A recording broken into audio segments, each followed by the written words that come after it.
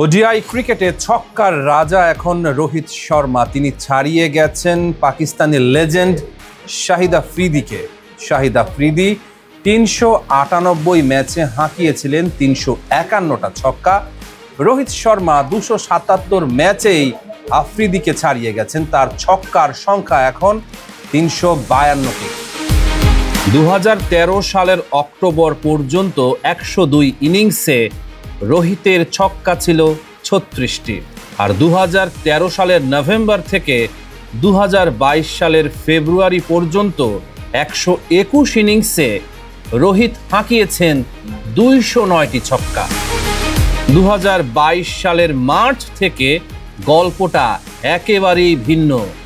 ৪৬ ইনিংসে ১০৭টি ছক্কা মেরেছেন রোহিত, অর্থাৎ ইনিংস প্রতি ছক্কা হাঁকিয়েছেন ২.৩৩টি।